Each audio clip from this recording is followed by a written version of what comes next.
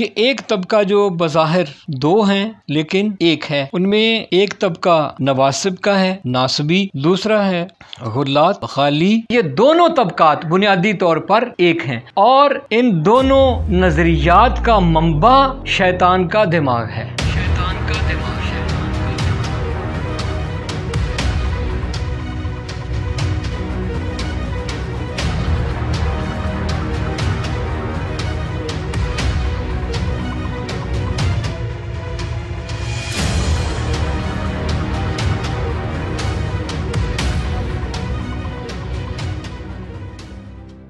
बिस्मिल्लाहिर्रहमानिर्रहीम। अस्सलामु अलैकुम। तसव्वुर कीजिए दो सींगों का कि जो अलग अलग हैं, लेकिन हम जानते हैं कि वो सींग जो बाहर अलग अलग नजर आ रहे हैं, इन दोनों सींगों की जड़ एक ही सर है और उस सर में एक ही दिमाग है। जिस मौजू पर अब हम बात करने जा रहे हैं उसकी अहमियत इसलिए भी है कि कभी तो ऐसा होता है कि हमारा वास्ता मुमकिन है किसी मसला से, किसी बहरान से ना पड़े, तो उसके बारे में हम इल्म हासिल करें या ना करें कोई खास फर्क नहीं पड़ता। लेकिन जिस मौजू को अब हम जिक्र करने जा रहे हैं इसका जानना जरूरी है और इसका ना जानना बाइसे खुसरान और नुकसान है, क्योंकि जो कुछ अभी दुनिया में हो रहा है और ख़ास तौर पर पाकिस्तान में जो इंसानी तबकात मौसर रहे हैं या हैं या जिनके मौसर रहने का इम्कान है, उनके बारे में जानना इसलिए ज़रूरी है कि बजाय इसके कि हमारा गैर यकीनी और गैर इम्कानी हालात से वास्ता पड़े और हम कुछ भी करने की पोजीशन में ना हो, उससे बेहतर है कि चीज़ों को समझ लिया जाए। ये मौजू शैतान के सींग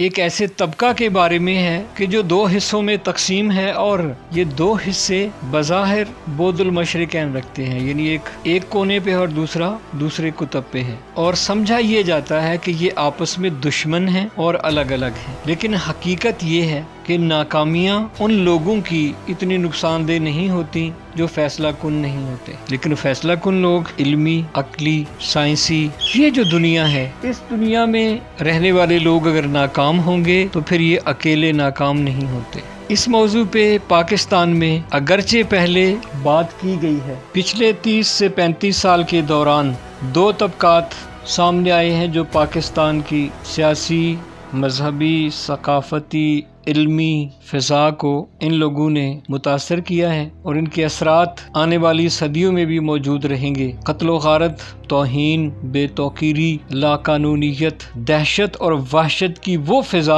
कि शायद किसी जंगल में भी तसव्वुर नहीं किया जा सकता जो कुछ पाकिस्तान में बेनाम दीन, बेनाम मजहब, बेनाम मसलक किया गया। अब अगर तहकीकाती नज़र से देखा जाए जो हमारे यहाँ रवाज नहीं है, बल्कि जब भी कोई तहकीक की बात करता है, असबाब को जानने की बात करता है, तो वो खुद मशकूक करार पाता है और बड़े सगीर पाको हिंद का जो मखसूस मिजाज है वो ये इजाज़त ही नहीं देता कि वो किसी चीज़ को बारीकी से सोचें। बहरहाल इस मौजू को हम आगे बढ़ा रहे हैं। ये एक तबका जो बज़ाहिर दो हैं लेकिन एक है, उनमें एक तबका नवासिब का है, नासबी, और अफसोस के साथ कहना ये पड़ता है कि सिवाय एक महदूद हल्का के नासबियत, नासबी और नवासिब के बारे में बहुत कम लोग जानते हैं। दूसरा है गुल्लात, खाली। ये तबका, इसके बारे में बहुत कम लोग जानते हैं लेकिन इसके बारे में बात ज्यादा होती है, यानी खाली के बारे में बात ज्यादा होती है लेकिन इसके बारे में जानते कम हैं। और दूसरा है नासबियत, उलमा की हद तक या कुछ खुतबा की हद तक या कुछ हमारा जो निज़ाम तालीम जैसा तैसा भी है, इसमें भी किसी हद तक